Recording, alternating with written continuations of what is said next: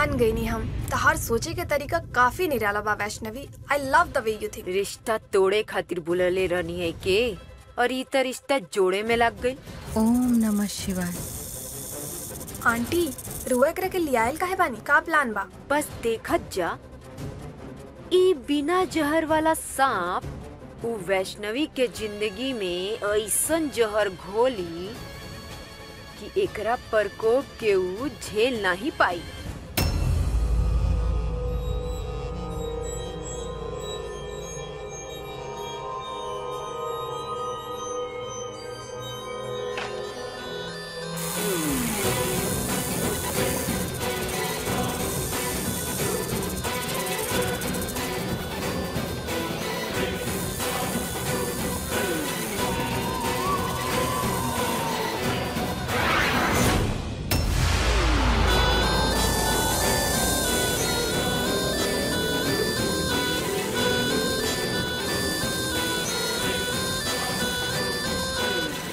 का बात चलता दोनों दोस्तन में? नथिंग मच आंटी। कार्तिक के स्माइल से लागता क्यों हमरा आवे से बहुत खुश बड़न। नजर ना लगे हमरा बचुआ के। का बताई टीना, हमके तो यादे ना पड़ेला कि हम कब अपना बिटुआ के इतना खुश दिखले रहनी है।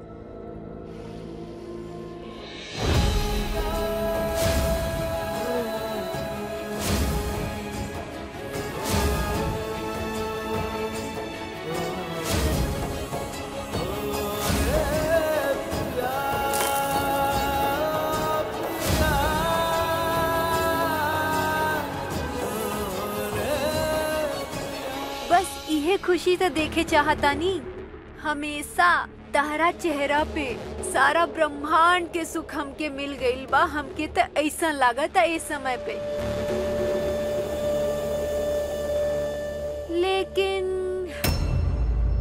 लेकिन का माई? कार्तिक, हम जानतानी कि तू अपन सारा काम अपना माई के हाथ करावल पसंद करेला, लेकिन बिटुआ थोड़ा सा ना अब थकान रहे लागल बा। तबीयत तो ठीक बा न माई रहुआ? हम अब दवाई लेके आवत बानी। अरे हमार दवाई तो तू हवे रे, हमके कुछ नहीं चाहिए। थोड़ा आराम करेम ना तो ठीक हो जाई। और टीना तो के संभाल सकतारी तब तक? 100%। हम तो आंटी के कहले रहनी है कि रहुआ थकान होता तो आराम करी। हाँ, टीना तो हर बचपन के दोस्त है, उनके सब पता बा ना तो के का जरूरत बाटे का नहीं। तो टीना संभाल लियन सब। हम थोड़ा आराम कर ले, तू कही देता। हाँ माई।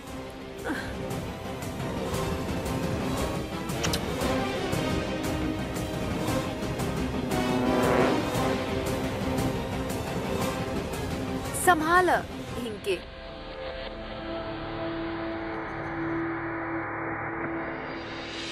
ई का बात बहन मैया, जीजा के तो सत्य और असत्य के भावने नहीं खे। का इहो उनके मिलल श्राप के असर है? प्रेम एगो अति शक्तिशाली भावना है शैशव। छल कपट भी अपन कार्य करे खातिर प्रेम के सहारा लेवेला। और हमनी के कार्तिक तो है प्रेम के भूखल। जहाँ से मिलल ओकरे पे विश्वास कर लेहल और ओकर यही विश्वास के तो लाभ उठावेला सब। सत्य वचन मैया, ई दोनों के बीच में अटूट मात्रा में स्वार्थ और बुराई भरल बा, लेकिन आचरण बिल्कुल मधु की तरह मीठा। जीजू का केहू भी धोखा खा जाई, दिल करता जीजू के जाके सब बता दी। कदापि न शैशव, इन नियति के नियम के विरुद्ध हुई। देवता भी एकर उल्लंघन ना कर सकेला। ये कैसा नियम बा सृष्टि के मैया? भला लोग के सहायता भी ना करे दे सकेला लोग। शैशव आवो, हम तारा के कुछ दिखावता नहीं।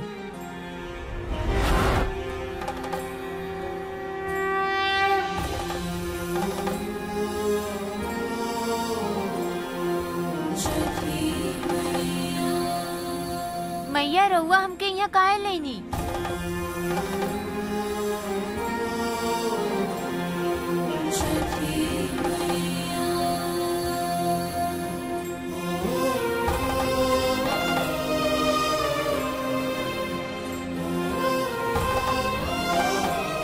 जा जाकर देवी वृंदा पे जल चढ़ावा। यही से जल लेके आई नी, वो तो हम पहले ही कर देनी। अच्छा कोई बात ना, फिर से जा, वापस से एक बार जल अर्पित कर दा। ना मैया, पहले जो जल अर्पित कैले रहनी हा, ओइसे मिट्टी अबे गीला होई, ओकरा सूखे के प्रतीक्षा करे के होई। सही समय से पहले और जल अर्पित कैनी तो पौधा सड़ जाए। ये बात ताहरा के समझावे खातिर प्रयत्न करत रही। समय से पहले कईल गईल कोई भी कार्य क्षति पहुंचा सकेला। अब तू ही सोचा, अगर तू कार्तिक के समय से पहले सब कुछ बता देला तो का तो हर बात पर विश्वास कर ले ही? ना मैया, उल्टा उनकरा इहो लग सकेला कि ई सब हम दीदी के कहला पे कहनी हा, बात और ही बिगड़ जाई। हाँ, और तू अपन दीदी के बात ना बिगाड़े के चाहवा, है ना? यही खातिर अपन भावना पर अंकुश रखा और जोन जैसन होखा था ओकरा स्वयं के गति से होखे दा।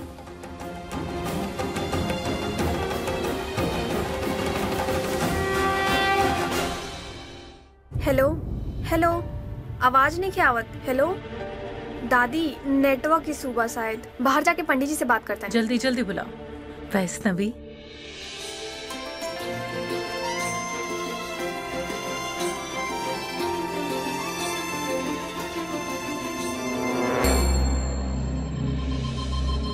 कितना काम पड़ रहा। अम्मा बताओ था काका काम बाकी वह हम धड़ल्ले से कर दी। काम तो लगभग सब कुछ हो चुकल बा छोट मालकिन, रुआ बस कार्तिक जी के तैयार कर दी। कार्तिक, अब कार्तिक हमार जिम्मेदारी नहीं है। हाँ, वो खुदे बोलना ना कि अब से उनका सारा काम टीना संभाली।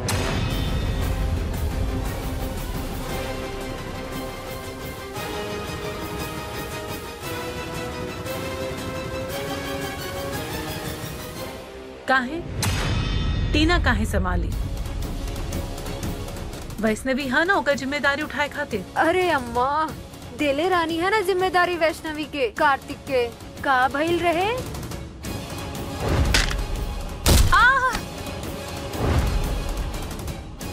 भाई हम तो कहतनी अब तो जन कार्तिक बोले उहे करा लो, ओही में सबके भलाई बा। और ये कार्तिक तो अपने आप बोल रहा, टीना संभालिया उनका सारा काम धाम तो करे दी ना उनके। चाहे तो जाके कार्तिक से खुद ही पूछ ली।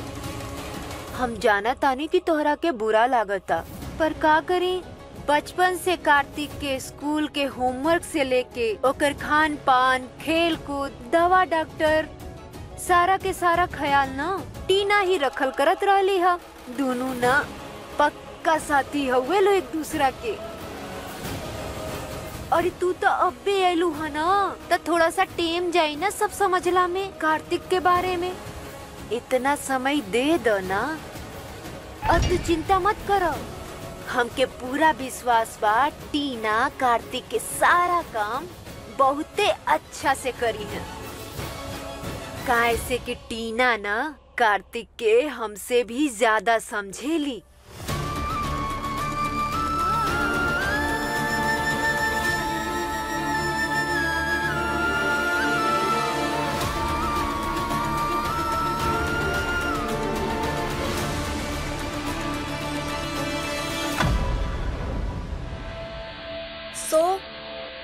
तो ई रहल तार आउटफिट ऑफ द डे। ई कलर तारा पे खूब जची, जा जाके चेंज करके आवा।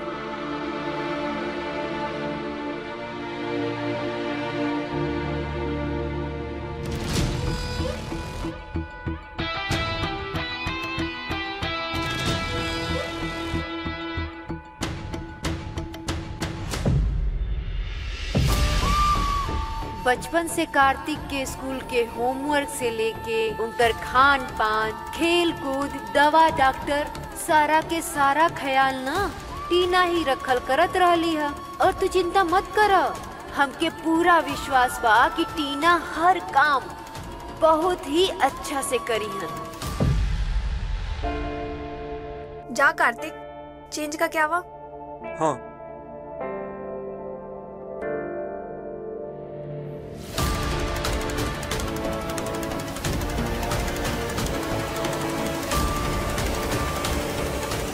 थैंक्स टिन जी। वैसे ही हमार फेवरेट कलर बा, पहन के आवत बानी।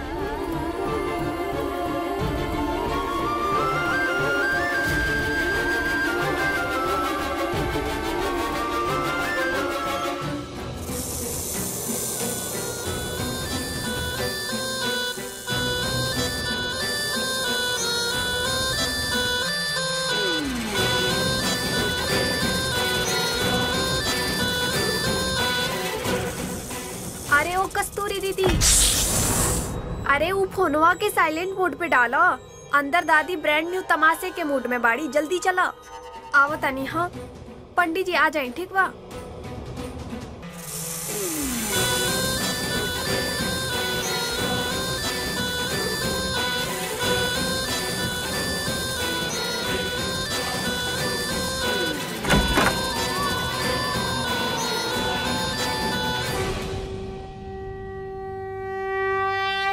पंडित जी रास्ते में बाड़ी, तनी देर में आ जाए। चला ठीक बा। और बाकी का कुल तैयारी हो गई? सारा तैयारी हो गई दादी। वो तो हो गई कराला। कब से हम और उर्वशी कामे में लागल रहनी जा, कुछ रही न जाए। यही से परसों ही जाके फल फूल मिठाई सब कुछ लेते आई नहीं जा। ये देखी अम्मा जी, उर्वशी दिखावा।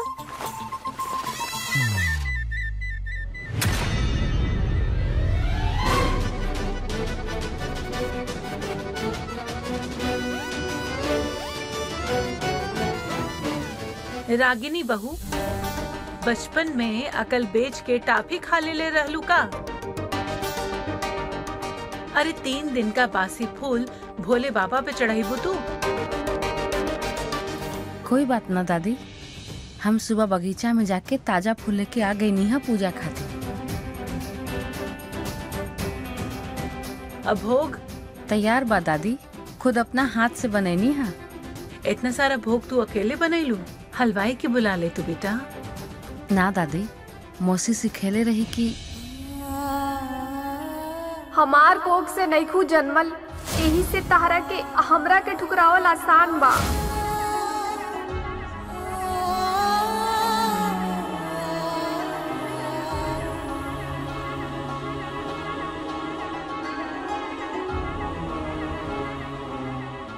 वैष्णवी बेटा, मौसी का याद आवा था।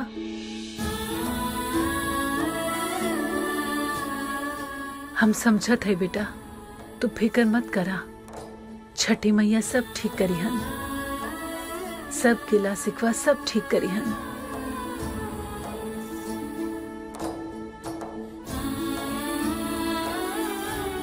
का कहत रहलिन तोहर मौसी? मौसी सिखेले रही कि पूजा के प्रसाद में पवित्रता के ध्यान रखना जरूरी बा। यही खातिर पूजा के भोग हम अपन हाथ से बनेनी है। शाबाश। सीखा सीखा ऐसे। तू लोगन तो हमेशा नौकर पे ही निर्भर रहेलू। हम तो हर श्रद्धा से बहुत बहुत प्रभावित है। ऐसन श्रद्धा के काहे फायदा? खुद के शादी तो बचावे नहीं के पावर। का कहलू? हाँ हाँ कुछ नहीं अम्मा जी। हम तो पूछत रहनी है कि कार्तिक कहाँ बाना। हाँ हाँ हिया बाड़ा।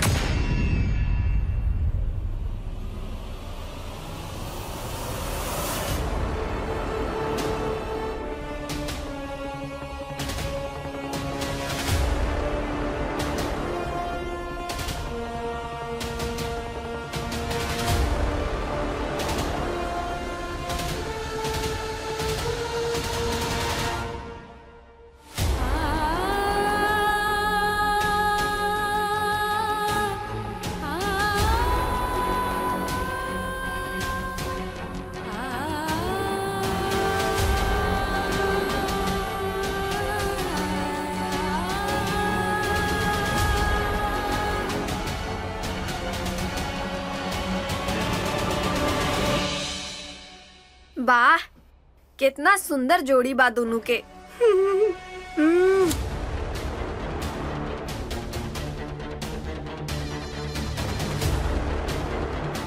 ओ सॉरी।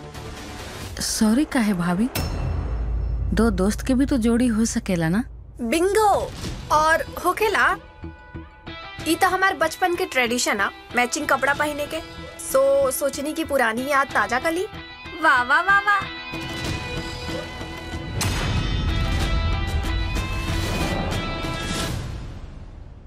माई कैसन लगत है हम?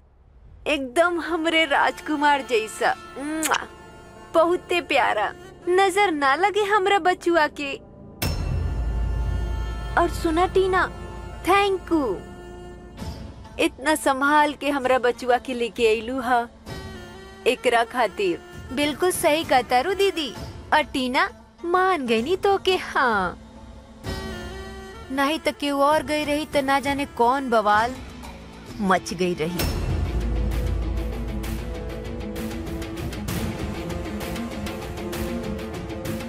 वैसे भी फर्स्ट एड किट के इस्तेमाल तो आम बात है।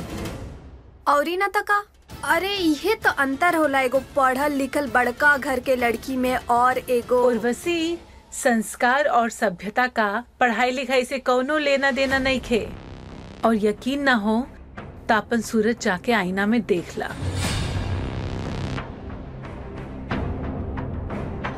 छोड़ी ना दादी, पूजा के समय अपन मन खराब ना करे के चाहिए। हम तो यह बात से खुश बानी कि टीना जी की वजह से कम कार्तिक जी हमनी के साथ पूजा में तो शामिल हुए।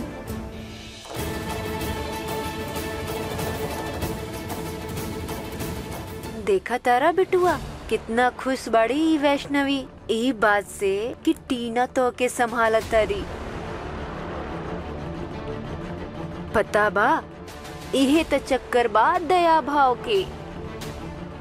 इंसान अपन जिम्मेदारी तो निभा लेला, लेकिन वो इंसान के साथे ना दिल से समय ना बितावे चाहेला।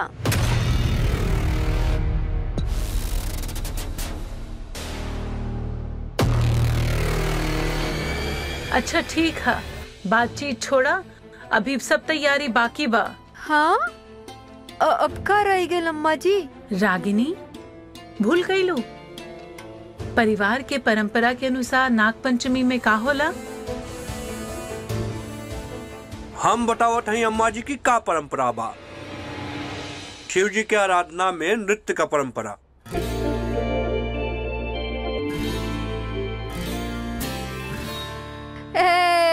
लो जी, काम काज में तो हम भूले गई रहनी है। साल में एक बार तो नृत्य करे के मौका मिलेला, हम तो वो गवा बैठती। हम अब तैयार होके आओ तो नहीं अम्मा जी? हाँ, जा, और हस्बैंड जी। रुका बहू।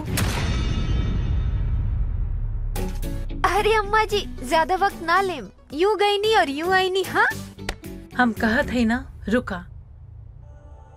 कहा कि ए बार के पूजा में तू और राघवेंद्र नाही, वैष्णवी और कार्तिक ई परंपरा निभैयन।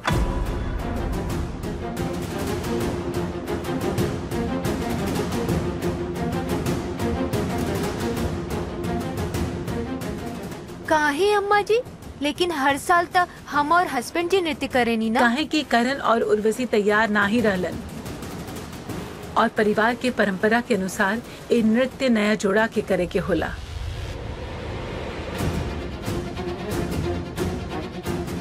सबसे नवीन जोड़ा हमरे परिवार में कार्तिक और वैष्णवी ही है। यही खातिर अभी कमान इनके संभाले दा। नहीं,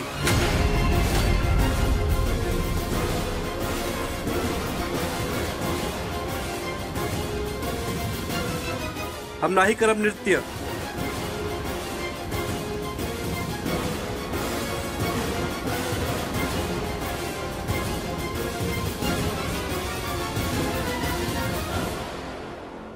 काहे बबुआ?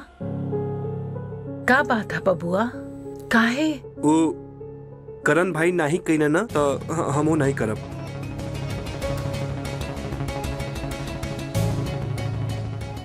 एक करण तो बहुत बड़ा ठीठ है, कौनो बात मनबे ना करेला। लेकिन एक तू ही तो बड़ा, जैसे उम्मीद है तू खानदान के परंपरा के आगे बढ़ेबा। अगर तू ही इनकार कर देबा बबुआ, तो आगे आए वाला पीढ़ी के हमार रीति रिवाज कैसे पता चली? अम्मा बिल्कुल सही कहा तारी। हम कहानी ना ही मतलब ना ही बस। ई परंपरा पूजा ई सब हमरा से बहुत बढ़ के है, एकरा निभावे के जरूरी है। शी इज टोटली राइट क्रैट्स। अब परंपरा हा त निभावे त पड़ी, और ई त भगवान के पूजा के बात है ना?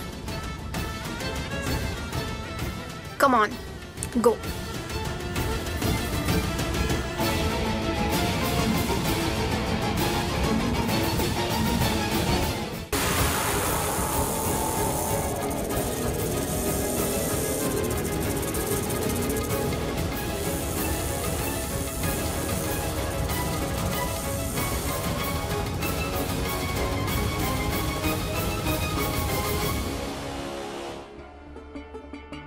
राउर नाराजगी हमरा से बा, हम समझता नहीं। बाकी यहाँ बात ई परिवार के परंपरा के है। भगवान शिव और माता पार्वती की है। ई नृत्य से तो रउआ उनके तो आवाहन करब, उनका ही तो प्रसन्न करब, तभी तो और प्यारा से दादी के चेहरा पे मुस्कान आई। अगर वह हमार वजह से ये सब छोड़तानी तब विनती करतानी कार्तिक जी, ऐसा मत करी। ये परंपरा पूजा ये सब हमरा से बहुत बढ़ के है, एकरा निभाना जरूरी है।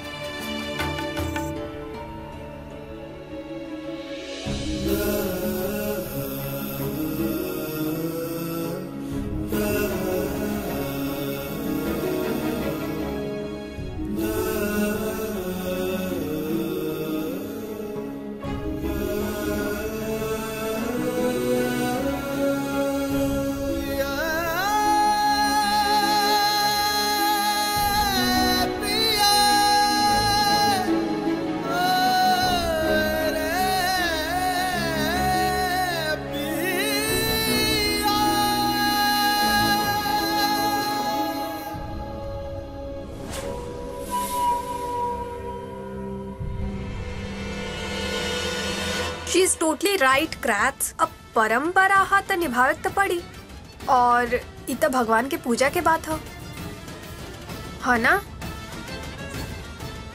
Come on go. ई कैसन चक्रव्यूह रचत हूँ माते, अब के हरुआ के निशाने पर ई त समय ही बताई कि ये नाग विष से के बचत है के नाही। पर इतना त निश्चित है कि ई विष रिश्ता में त अवश्य फैली।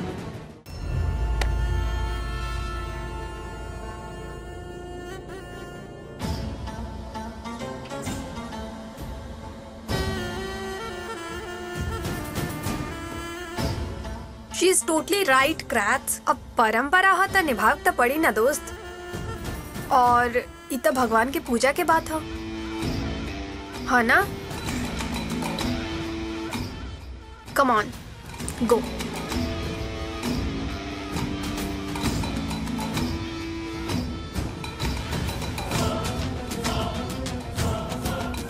ठीक बा। अरे वाह मान गेलन, अच्छी बात बा। एक बार सुना फिर से। ए बिटिया थैंक यू। हमके लागता कि मैया भेजले बाड़ी तोहरा के हमरे पास, हमरा बिटुआ के भला करे खातिर।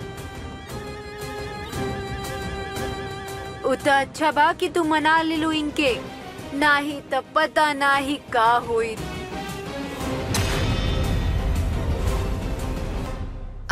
हम तैयार होके आवतानी।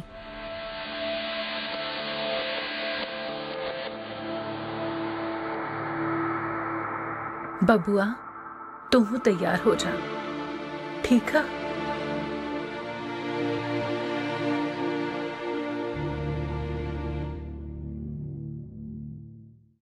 देखला, अब तक हाथ पकड़ के मिन्नतें करत रही है, अब काम होते कैसे निकल गईली। ई भी ना।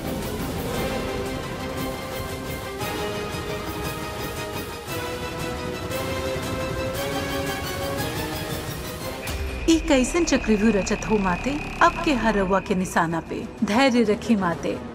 इत समय बताई कि ये नाग विष से के बच पाथा के नाही, पर इतना तो निश्चित है कि ई विष रिश्ता में अवश्य फैली।